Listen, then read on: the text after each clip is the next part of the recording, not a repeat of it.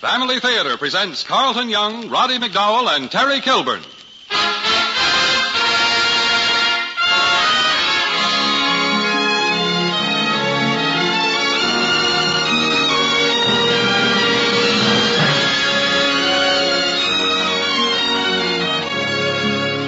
From Hollywood, the Mutual Network, in cooperation with Family Theater, presents Roddy McDowell and Terry Kilburn in Mark Twain's The Prince and the Pauper.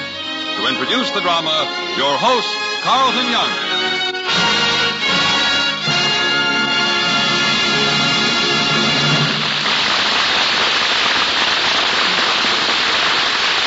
Thank you, Gene. The beloved American author Mark Twain had this to say once about a story he had written. It may have happened, it may not have happened, but it could have happened. It may be that the wise and the learned believed it in the old days. It may be that only the unlearned and the simple loved it and gave credence to it. Well, it may be that I'm unlearned and simple then, for I loved his story when I first read it, and I still give credence to it today.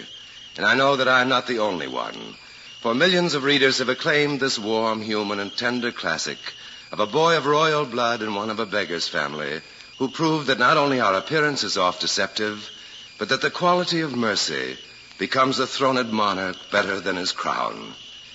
Here then, with Roddy McDowell as the Royal Edward of England and Terry Kilburn as Tom Canty the beggar lad, we bring you Mark Twain's famous story, The Prince and the Pauper.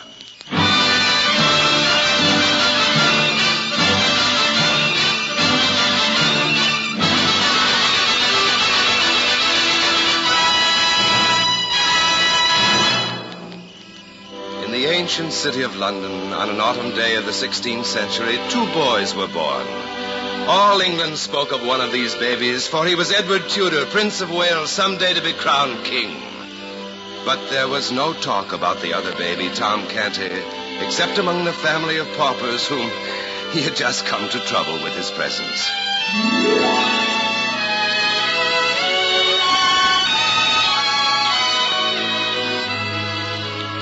Now, it was several years later that the ragged beggar lad, Tom Canty, found himself approaching Westminster Palace. All his youthful life he had dreamed of princes and royalty. And on this day he had determined that at the very least he would see a prince. And so he made his way to Westminster Palace. And as he made his way through the gaping crowd of country gawks and London idlers gathered there to perchance obtain a glimpse of royalty, Tom's breath came quick and short with excitement, and his eyes widened with wonder and delight. For there, on the other side of the golden-barred gates, on a vast lawn of emerald greensward, was the prince. It is he. The prince. Oh, I'm seeing the prince at last. Here now, you lout. Away from that gate. Oh, but I meant no harm, soldier. I was just... And no talk back from you either. Oh. I'll teach you to mind your manners, you young beggar. Nah, away you. Guard! How darest thou use a poor lad like that? Release him at once, do you hear? The prince. But, your Royal Highness, It's the Royal Highness. the beggar was gaping at you, he was. I saw very well what he was doing. And thou hast no right to use the king's meanest subject so. Bring the lad here. Open the palace gates and let him in. Into the palace, your Highness, but... That is my command, guard. I shall take the lad to my private quarters. Perhaps in that way I may make amends for the affront you have given to one of our loyal people.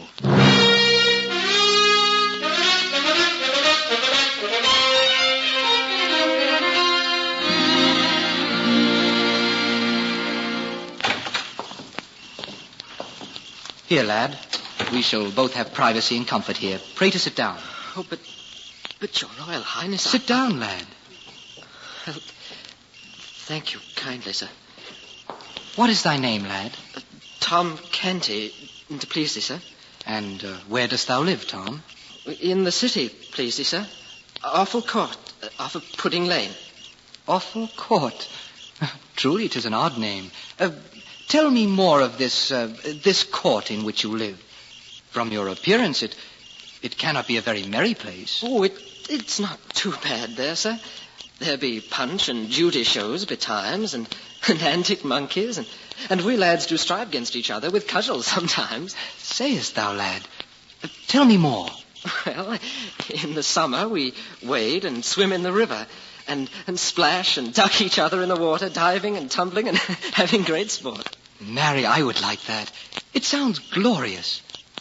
If I could but clothe me in raiment like thine and strip my feet and revel in the mud once, just once, with none to rebuke or forbid me, why... And if I could clothe me once, sweet sir, as thou art clad, just once.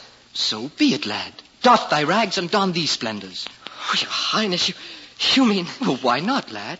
We shall change raiment and have the moment's happiness. And change again before anyone come to molest. Quickly now, let us exchange.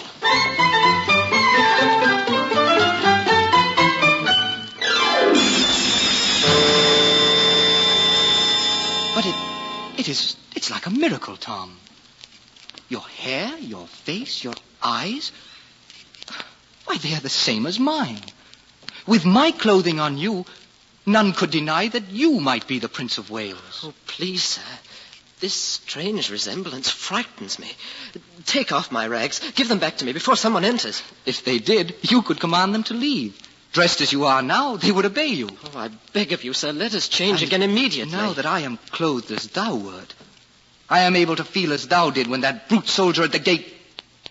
Tom, is that not a bruise upon your hand? Oh, it is but a slight thing. And your highness knows that the poor man-at-arms was only attempting Peace. It was a shameful thing and cruel. If the king could only... Stir not a step till I return, Tom. Oh, your highness, wait. Don't go until we change clothes again. We can change later. I intend to deal with that ruffian right now. Wait here. Oh, but your highness, wait.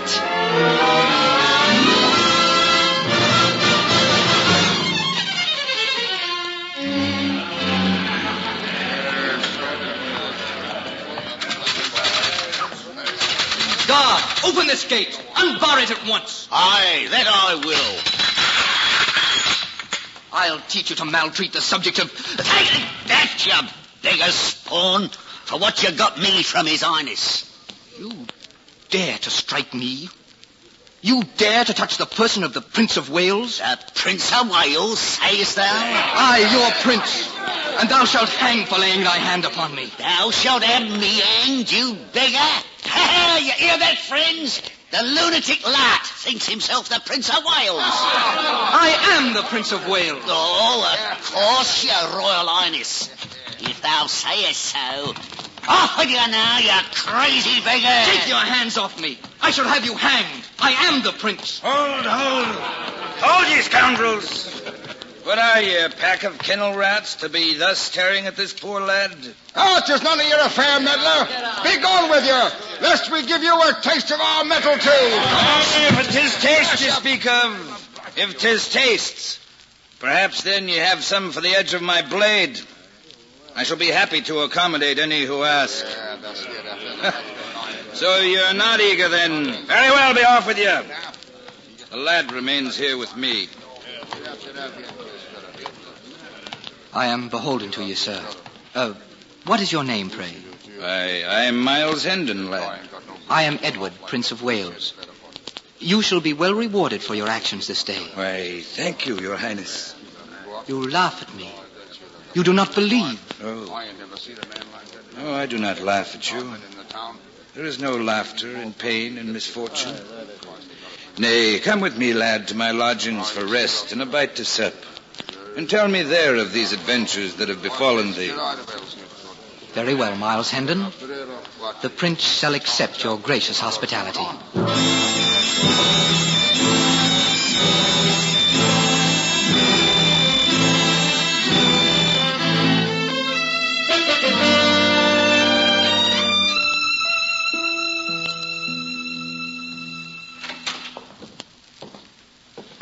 Tis but a poor apartment, your highness.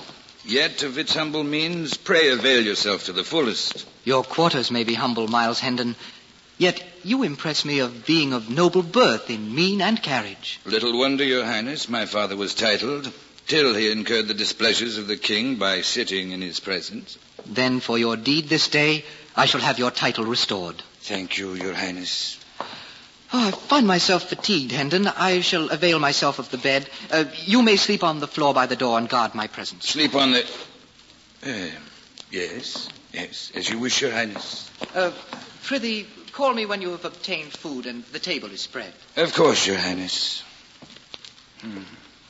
Poor unfortunate lad.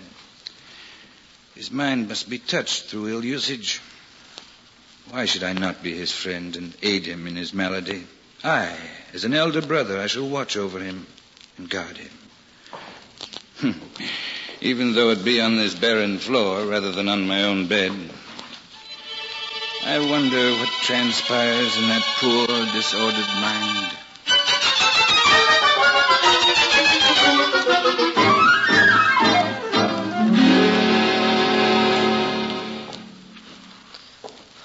Why does the prince not return? Why does he tarry so long? If someone should enter here whilst I am arrayed in his clothes, it would be worth my head. Good day to you, dear cousin. Cousin? Oh, why stayest thou in thy chamber whilst... But what ails thee, my lord? Art thou ill? Oh, please, my lady, be merciful.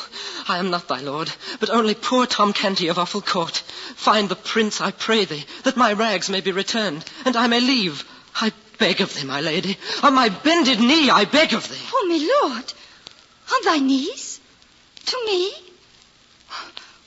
What sort of joke is this? Oh, 'tis no joke, my lady. I swear it. They will hang me for this. Are you mad, cousin? Have you lost your mind that you should... Oh, lost you... Oh, my lord. Oh, your highness. Oh, my lord.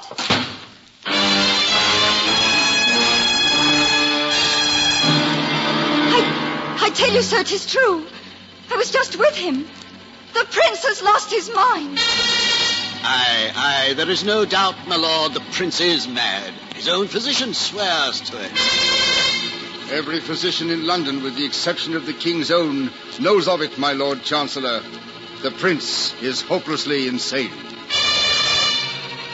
Your Majesty, I know not how to broach this to you, but His Royal Highness Edward Tudor, the Prince of Wales, is... Thou liest, Chancellor. Edward is not insane. The mind of my son and heir, Edward Tudor, is befuddled.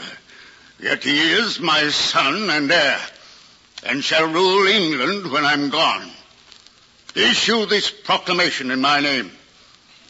The affliction of the prince is not to be spoken of, nor given any attention, under penalty of death. His hallucinations and his whims are not to be noticed. This is my command.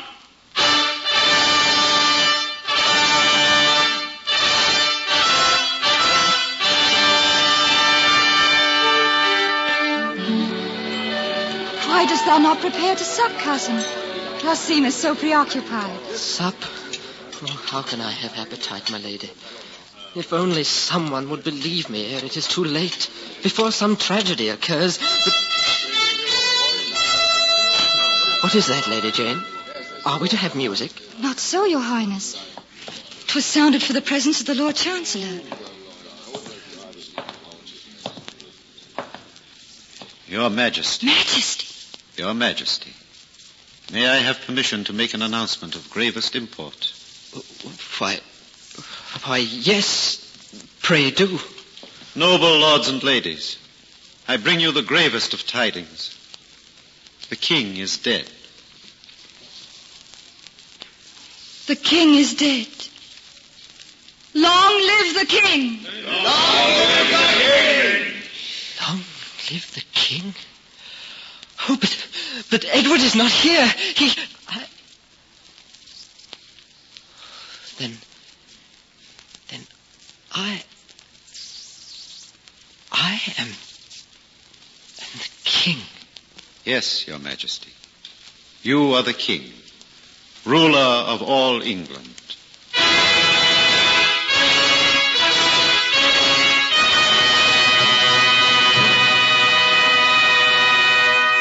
The king. I, Tom Canty, am king. Oh, but I cannot be. A pauper cannot be king. Oh, what shall I do? What does a king say? But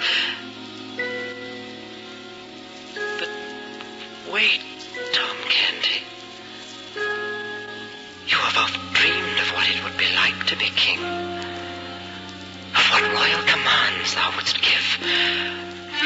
would relieve suffering, pain, injustice.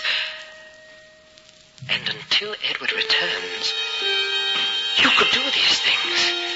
You, Tom Canty, the pauper. Your Majesty. Oh, but no matter what they call me, I am still a beggar. A lad of the streets. No one would obey me. Oh, but if they would. If they only would. Your Majesty. What? I, my lady? You must say something, Your Majesty. You must speak. Speak? I must... Yes. Noble lords and ladies, at this moment of great tragedy and high honor, I, your king, have but this to say. From this day hence, the king's law shall be that of righteousness and not of injustice. From this day hence, the king's law shall be the law of mercy and nevermore be the law of blood.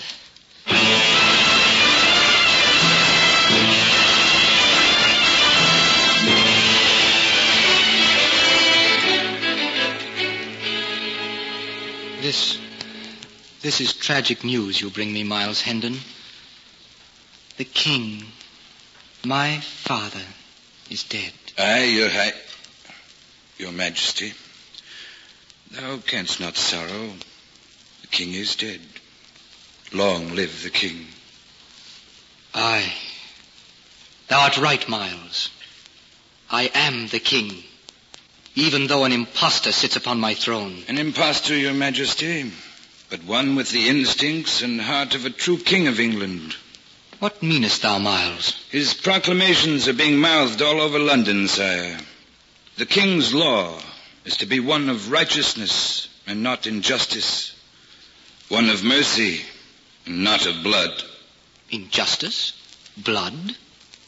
Surely these were not the laws of the land under my father. Were they not, your Majesty? I refuse to believe this, Miles.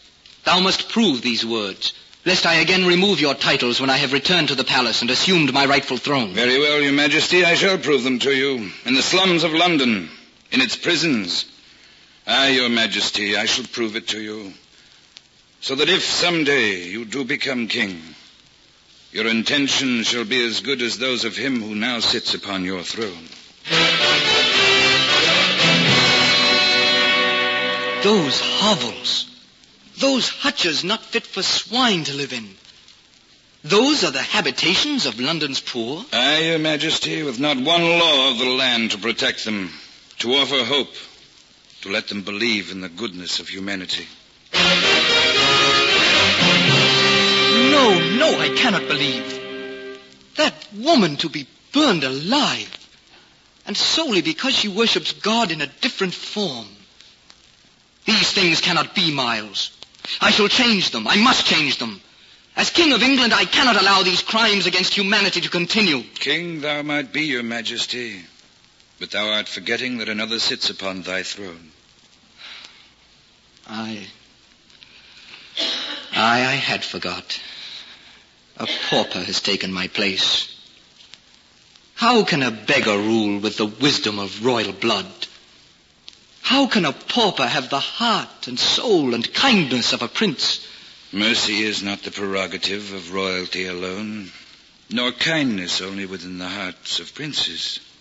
You yourself are proof that appearance oft deceives.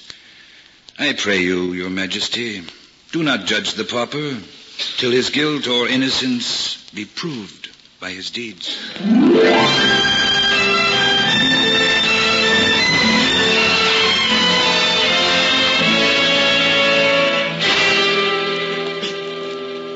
If it would please your grace, here is a paper of state to be signed. Paper, my Lord Chancellor? Concerning what? Taxes, your Majesty, to be levied upon the people of London. And for what purpose? Gifts for the nobles, your Majesty. Our treasury is low, and we have not paid gifts to the nobility. Take that paper away. I beg your Majesty's pardon. Take it away, I say. No longer shall we tax the poor and helpless for useless gifts to nobles. The people are oppressed enough. Let us seek to lighten their burdens rather than make them heavier.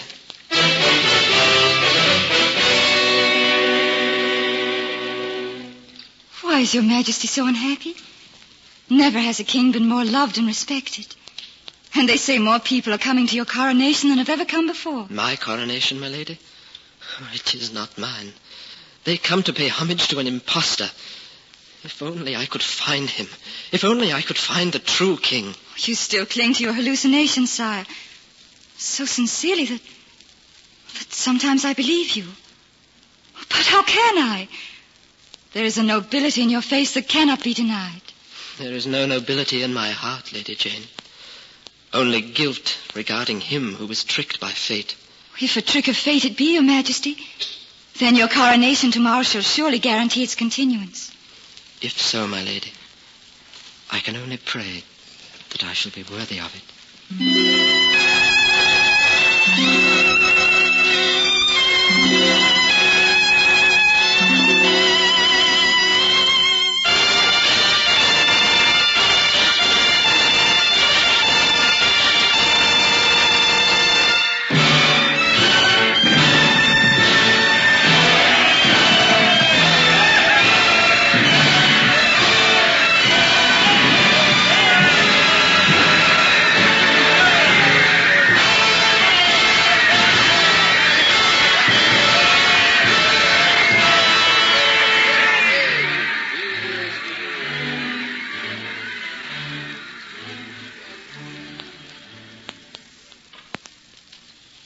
The Archbishop of Canterbury awaits Your Majesty. Very well, Lord Chancellor. Let us proceed.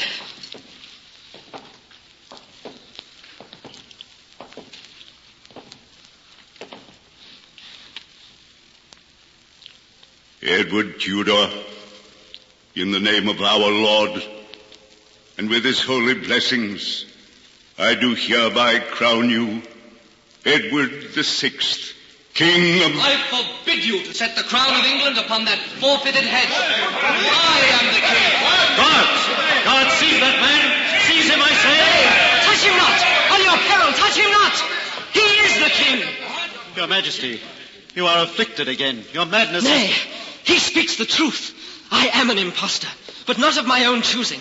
I told all of you, but none would believe me. You thought me mad. Well, there stands your true king in beggar's rags. Look upon him. Look upon his face. There stands Edward Tudor, true king of England. The resemblance, it is unbelievable. But how can one say? How can there be proof? Surely, Your Majesty, thou must be able to offer some proof of some kind. Think, Your Majesty, I beg of you. Think. Aye, Tom Canty. I can give them proof. You, my Lord Chancellor, the Great Seal of England is hidden in a special vault within my bedchamber. Aye, that is so. You, Lord William, took me for a carriage ride when I was but a child, against my father's wishes, secretly, so only you and I know of this. That is true. That is true. And you, Lady Jane, when abroad, I sent you 3 gifts. A shawl from Spain, perfume from France, and a Latin book from Rome. Yes. Yes, you did. My Lord Chancellor, he did. There is your proof, then. Now you know. My Lord Chancellor, there stands your true king. Aye, he is the king. Guards, seize this impostor. To the tower with him, to the tower! Hold! Touch him and you risk your life.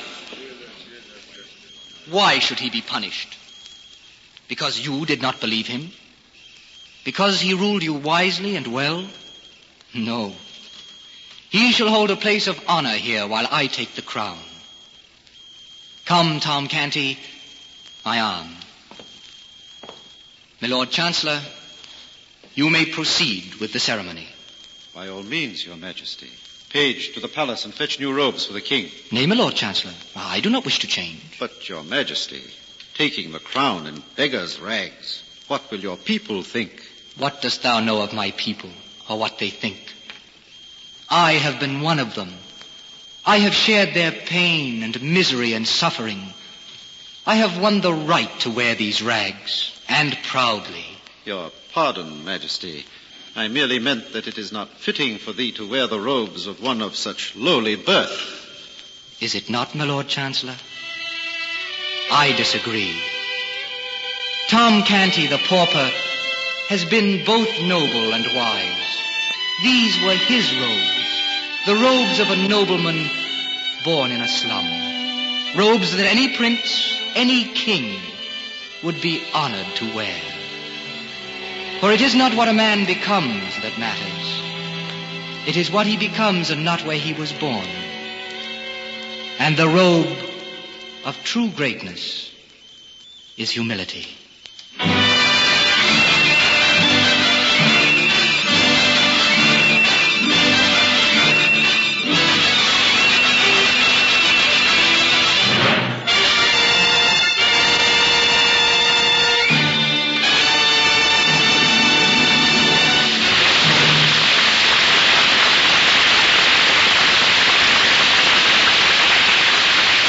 Carlton Young again. What an echo Mark Twain sent ringing down the years with the words, "Mercy is not the prerogative of royalty alone, nor kindness only in the hearts of princes." Our very thinking about these words truly becomes a prayer. For what was true of the prince and true of the pauper is true of all of us. It is what a man becomes that matters, not where he was born. And while we speak of prayer, we want to mention a particular kind of prayer. Family prayer. When with prayer on our lips and in our hearts, we can look at each other and contemplate the blessings of God that we, all of us, receive from happy family life. The blessings that come when a family that prays together stays together.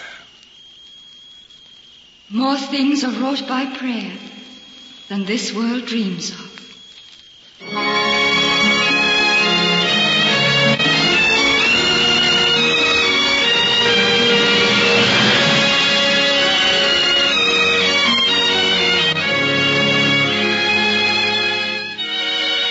From Hollywood Family Theater has brought you Roddy McDowell and Terry Kilburn in Mark Twain's classic, The Prince and the Pauper, with Carlton Young as your host. This adaptation was performed with permission of the trustees of Mark Twain's estate. And featured in our cast were Francis X. Bushman, Virginia McDowell, Edgar Barrier, Raymond Burr, Alec Harford, and Herbert Rollinson. Music was composed and conducted by Harry Zimmerman, and the production was directed for Family Theater by Jaime Del Valle. This series of Family Theater broadcasts is made possible by the thousands of you who felt the need for this type of program, by the Mutual Network which has responded to this need, and by the hundreds of stars of stage, screen, and radio who have so unselfishly given of their time and talent to appear on our Family Theater stage. To them and to you, our humble thanks. This is Gene Baker expressing the wishes of Family Theater that the blessing of God may be upon you and your home, and inviting you to join us next week at this time when Family Theater will present Rosalind Russell, Joseph Cotton, and Gene Cagney in Germelshausen. Join us, won't you?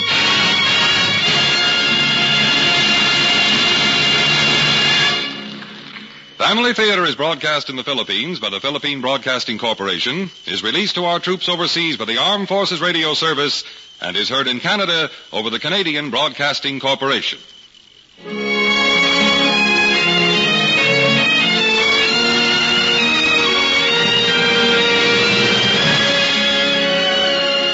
This is the world's largest network, the Mutual Broadcasting System.